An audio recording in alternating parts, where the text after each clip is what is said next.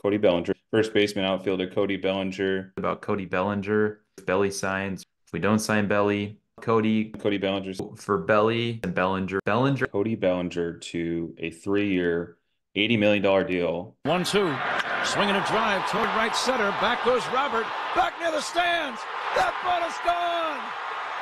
A game-winning home run for Chris Morel. Can you believe it? Listen to this crowd. Welcome back to the Brotherly Cubs podcast. I'm John, and that's my brother Zach. We are your brothers who love everything Cubs baseball. If you enjoy talking about the Cubs, then hit that subscribe button, turn on the notifications, and join us every week as we dive into the power, the speed, and the best team in the National League. We'd like to start off each podcast with a playful question for all 45 of our subscribers. Feel free to put your answer in the comments. Today, Zach, I have two questions for you. So number one, who is this Lisa that we heard broke the news about Cody Bellinger signing? And number two, where did Rickets find this extra revenue lying around for signing Cody Bellinger? Yeah, so I can start with the Ricketts part of those two questions. Tom Ricketts is a small business owner in what is the smallest market in all of Major League Baseball, Chicago. Tom Ricketts, the small business owner of a mom and pop shop that produces signs, and it's called Ricketts Pickets. He's a former union organizer. So small mom and pop shop, tiny market, and he's just got a lot of union organizers that really love to picket. We had the writer's strike, last year. Picket signs were absolutely rocketing up. So maybe he didn't have the money last year, but due to all these strikes and the unions forming and picket signs, Ricketts Pickets is starting to go on the up and up. And that's just that's how he That's got the awesome. money. The picket signs are a massive success. So That's uh that is awesome. I thought that was actually part of his backstory. Like he it really was like he really sold that completely. Yeah, I mean, who knows, what kind of extra revenue he was really looking for to sign Cody Bellinger. But we'll get into that in a little bit. Lisa, who is this Lisa? My thoughts. This is Lisa Bartelstein. That's what I imagine her. Lisa Bartelstein from um, accounting, and she was having lunch, at Panera, and her friend allegedly saw Cody Bellinger and broke the news. So that's who I imagine Lisa is. She's just a random person in accounts or accounting. What accounts accounts payable? payable. Accounts payable, yeah. All right, so let's move on to the latest news around the league. Uh, Preferably our Chicago Cubs. The Chicago Cubs signed first baseman outfielder Cody Bellinger to a three-year, $80 million deal, effective immediately once he passes a physical. So he has to show up and start being a Cub. But first, let's start with some more pressing news. The Cubs began their spring training games for the 2024 season. Spring training for the Cubs started last Friday, February 23rd. The Cubs beat the White Sox 8-1. They also beat the Giants on Saturday 8-4. Zach, you were able to attend Friday's game versus the White Sox. This was your very first spring training game for the Cubs. What were your thoughts and experiences taking in a beautiful day in Mesa, Arizona, watching our Cubbies kick off the baseball season? Yeah, so one word, just pure excitement. We showed up, we got to our Airbnb, kind of got our stuff all unpacked, hung out for a little bit, and then for right before dinner, we drove by the park and just parked right there next to the stadium. We got some pictures that I can post later on social media on Twitter, and it's insane, like just seeing a Cubs ballpark in the middle of the desert in Arizona. It's unreal. And then the next day, again, more excitement, pure just absolute joy watching, pulling up to a parking lot again in Arizona, and you're walking by and you just see all these Cubs fans, and it's even funnier seeing a crosstown rivalry game in Arizona too. You see Cubs and White Sox. You don't see as many White Sox fans, Right. but they're there. All these people, I'm sure all these like retirees from Illinois, the Midwest, and moved out to Arizona. That now they get to see their team play. I had a great time. I met up with Cody Delmendo of CHGO Cubs, and we hung out for a little bit for, a a chunk of the game there through the fourth inning. And before the game, bought him a beer. We just kind of hung out and talked. And it's like, hey, there's a lot to talk about. We talked about, I was wearing an Ian Happ jersey. We talked about sort of the lineup decisions. We talked about Counsell. We talked a little bit about Cody Bellinger and what are we going to do if Belly signs, or what happens not if we don't sign Belly, and just talked for a while and hung out right there in the right field lawn. And then the infamous photographer Rich Beasterfield also came through. He was actually sitting in the left center lawn, and he was before the game. He was out at the backfields taking pictures of some live BP and some practice and stuff like that. He's a master. He's a mastermind of just he's a legend. I mean, there's not enough kind words you can say both about Cody and Rich Beasterfield. Rich has got an encyclopedic knowledge of Cubs prospects, Cubs draft picks, international free agent signings. So he and I hung out for a little while and talked Cubs prospects and about the season. And he's a big Counsell fan, which was really awesome to hear. And Cody and I just talked about Cubs legends Jesse Chavez and Martin Maldonado that were actually warming up in the bullpen on the right field line right in front of us before the game. So the whole experience was surreal. Hanging out with Cody, great dude, CHGO, awesome podcast. Rich Beasterfield takes pictures for Cubs prospects, international signings, anyone in the system. And he helps out support at northsidebound.com. Go ahead and check out them as well. We'll link them in the description. Two amazing dudes, and I'm not gonna lie to you, it was an interesting game. I start out in right field. I had tickets on the first base line, but I was like, "Hey Cody, let's hang out, and wherever you're sitting, I'll hang out with you." And the first inning got off to a bang. I mean, they batted around. They had 10 batters in the first inning. It was almost surreal. Yeah, it was what, was it 4-0 or something like that? It was 6-0. Oh, six to So nothing, yeah. so we have Jordan Wicks out there. He had a strikeout. He gave up a fly ball, I guess, to PCA. We got to see him. We got to see a ground ball to Morel. Everything you kind of just all the talking points were there on display. The fifth starter job, the center field starting job, the third base starting job. Everything was out there for us to see. And then lo and behold, this Cubs team put out a lineup of prospects basically with Ian Happ and Chris Morel. So a couple regulars, but a lot of other guys like Matt Mervis, Luis Vasquez, Matt Shaw batted ninth. He had a double that he slammed into the left field line. Hmm. Guy's got a crazy swing, a good swing, and he had a single as well. So we saw everything. Even PCA scored from second on was should have been just an infield single. He rounded third, and the throw came into first. The runner was safe. I think it was either Joe Hudson or someone else, and he scored. And we in the first inning, we also saw Ian Happ in the leadoff spot, which was pretty cool. Got a single, and then Chris Morel had a two-run bomb. So it was everything and more. And I ended Yeah, up sitting down the first base line after about the sixth inning. So after I was done hanging out with Cody and Rich, uh, went back to my seats and there was shade, so I didn't get too sunburned. Uh, and I had a great view, and it felt like I got to see every Cubs prospect I'd like to see. So that awesome. was unbelievable. Can't recommend it enough to make the trip out there. It's unreal.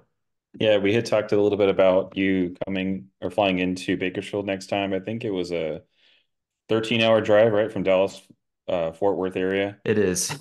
Yeah, It's so a it's ways. It's I commend you. I commend you on your ability to drive, those long hours that, we sat through driving across the country. Just a little bit of backstory about Zach and I. We traveled, we've moved around as kids across the country to different states growing up. And so, we're used to those long car rides.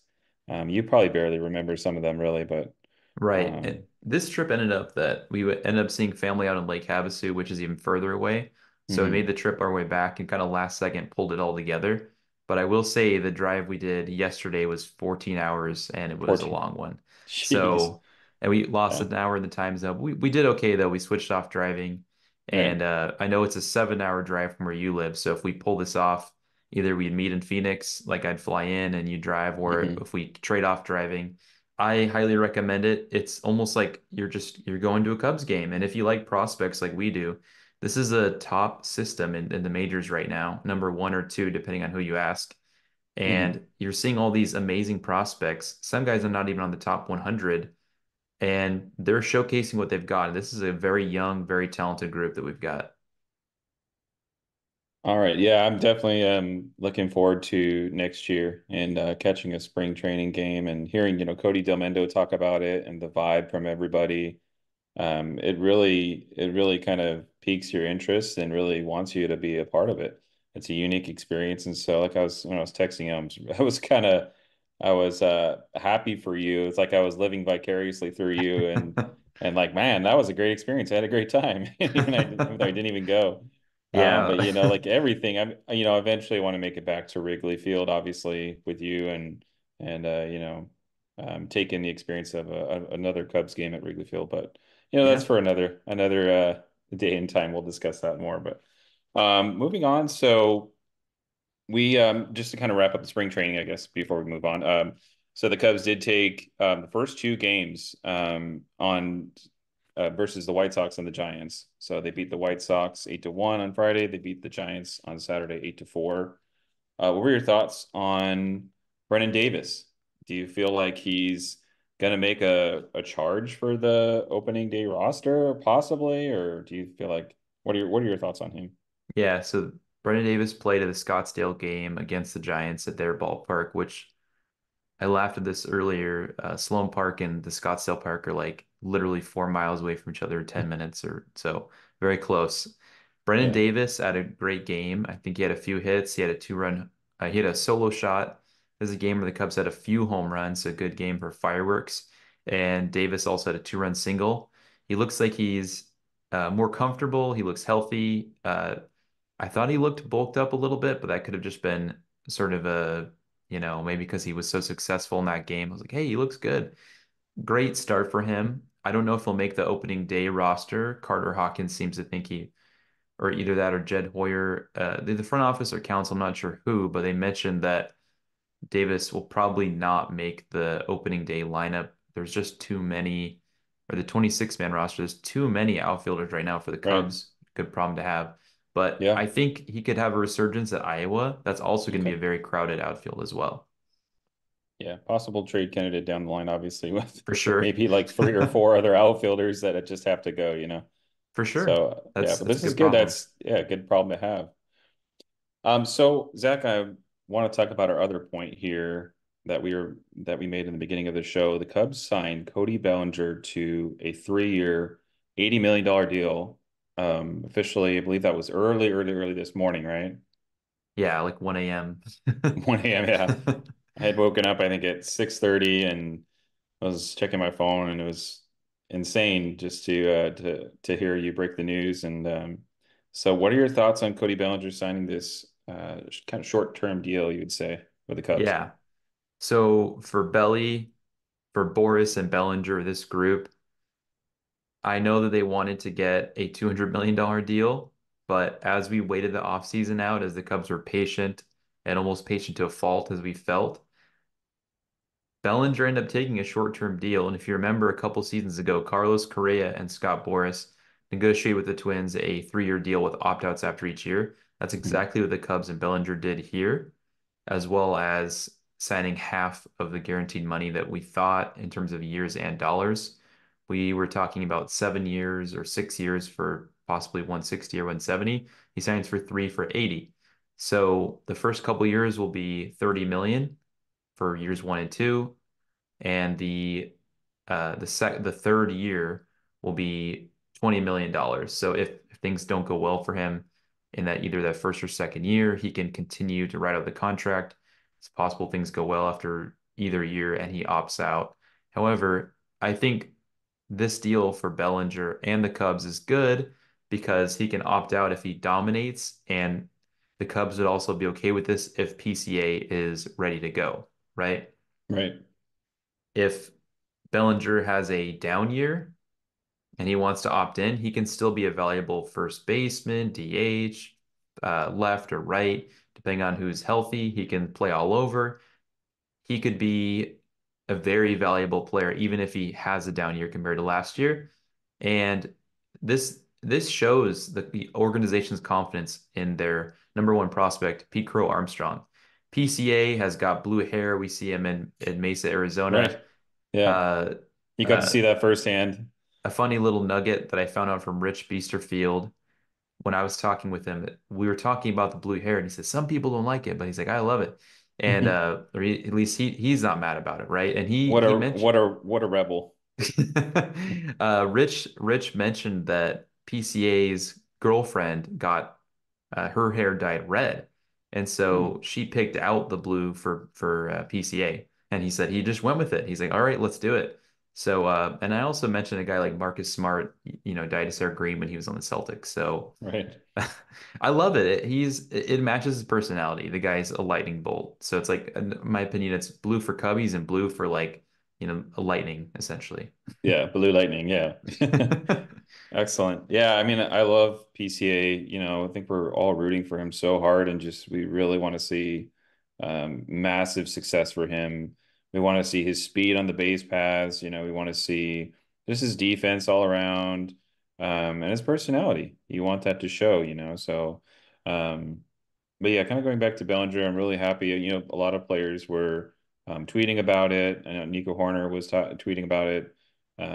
They're all really happy. We obviously wanted to see something similar, I think, to what Dexter Fowler did a few years ago when he showed up at spring training camp and surprised everyone. But unfortunately, that didn't quite happen. But at the end of the day, we still got, Bellinger, and that's what's important. So Crazy timing. He probably agreed to the deal on 2/24/24. His jersey number is 24.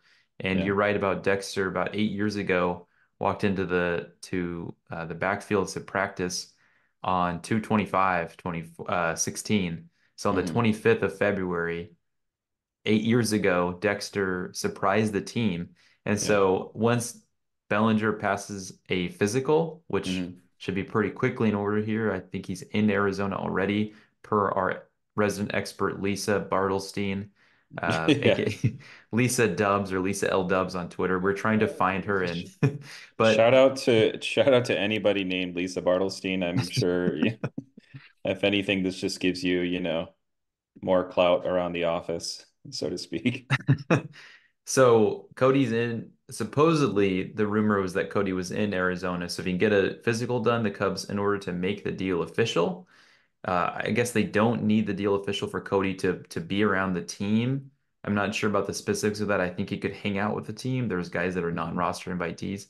He could hang out, practice with them, talk to Dustin Kelly, talk to Counsell, Andy Green, whoever, and start getting reps in, getting in the cage, getting live BP going. And then the Cubs need to make a decision if they're going to what they're going to do about the 40-man roster, either if it's a designated for assignment to a player, remove them from the 40-man roster, or if there is a player that is on the 40-man right now that would get put on the 60-day injured list. One of those two things has to happen for Bellinger to be put on the 40-man and activated.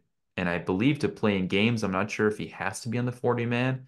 Mhm. So there may be a little bit of time for them to sort of figure things out. Guys have been in camp. Per Rich, I believe he thought that, Morel was later into camp, but a lot of everybody else came into camp very early in February. So there's prospect camps. Guys been throwing for a while, not just Right. that 14th pitchers and catchers report date, the Valentine's Day report date for those guys, but typically guys will show up a little earlier. And so for the last 2.5 weeks or so, we should know if there's anyone that's struggling to get out of the gate in terms of pitching. And so we may have some news about a 60-day injury list.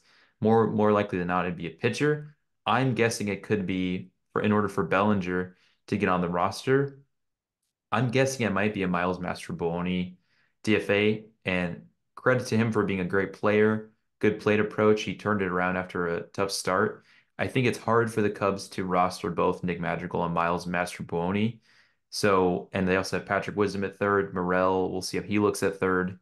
I don't know what the timing's going to look like, but for Bellinger to make the roster, they need to cut somebody essentially. So we'll see. Or They may make this trade, decision or trade, right? I mean, or trade. you could always wait for their stock to rise a little bit more, but there's also a risk in that. I mean, right now the prospects are they're ranked pretty high. So I mean for how many we have in the top 100.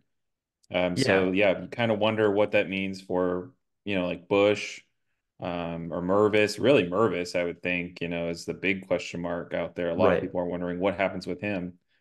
So we'll see. But that's a good problem to have all these, great players, especially in the farm system that you could possibly pull from in a possible trade. So Right. That might be the path they go, even though that's the hardest path to do. But if guys like Mervis or Davis become available in a trade, I wouldn't be surprised. And I'm also curious if, since the Cubs finally closed this deal with Bellinger, it took how long it took until a few days into spring training, games actually starting. I'm curious if this pushes them to be a little bit more aggressive with one more signing, either bullpen or a starter. A guy like Jordan Montgomery, could he be available on a short-term deal? We know the Rangers engaged with him. We know the Red Sox engaged. The Cubs and the Giants. John Heyman also listed those teams as in on Montgomery, at least in negotiations. He's another Boras guy as well, so I'm not going to count on that. And yeah, it would be smart for the Cubs to get him because their yeah, books look pretty clean in the future, even right. if they go into this luxury tax this year. But it seems as if any moves that are made might be at the trade deadline. And in order to do that, the Cubs only have so many millions to go before they hit that first luxury tax and start paying. So Ricketts did come out and say, Ricketts of Ricketts Pickets did come out and say that they're feeling pretty good about where the salary's at in terms of getting to that first line. They don't really want to go over. And so it's possible they might wait until they're a little bit more firmly into a playoff spot, projecting for over 90 wins, and then they might go over the luxury tax. The problem with that thinking is that this is a very weak division. The Cardinals are seen as the front runners, the Brewers are taking a step back. So this is an opportunity for the Cubs to go out there and spend and be a little bit more aggressive, even if their books are clean for a couple of years. But I'm not sure. I think they're still depending on the farm system in terms of pitching, and so they may not make any more moves. Bellinger signing for third. Well, I guess it depends on the way it's looked at. The Mhm, luxury tax hit should be around 26-ish million. mhm. So they're hitting pretty close to the tax line now. They might be done. It sucks that it's come down to that, but we'll see if they have any more thoughts. I'm sure the rest of the free agents, Martinez, Montgomery, Snell, Chapman, those guys might want to sign pretty soon here. Right, yeah. Or almost going to be, a week into spring training, and it's like, guys want their reps in. Obviously, spring training is what, a whole month or so, roughly. Yeah, and I mean So there's there's obviously 31 days. yeah, there's a ton of time. Like you had mentioned, who knows if we get another Boris client? I don't think I strongly doubt it, although I would love to have Jordan Montgomery on like a 3 or 4 year deal if he's not able to secure a long-term deal with anyone else. So we'll Right. see. I guess time will tell. And either way, I think we're in a good place right now Yeah. as far as our roster and as the season progresses, maybe around All-Star break, if we do need to make a trade and we don't sign anybody else in the offseason, we at least we have that in our back pocket. So Sure. There's definitely a chance to add a bullpen piece for X amount of millions to go right, over if it's half of a year and right. they're making $7 or $8 million that year. That's an opportunity for the Cubs to swoop in and still be under the luxury tax. And Bellinger signing this deal is interesting because it's a little similar to, first of all, we talked about Correa, but it's similar to the Imanaga signing. So I'm curious as to why the Cubs are being so risk averse right now with deals.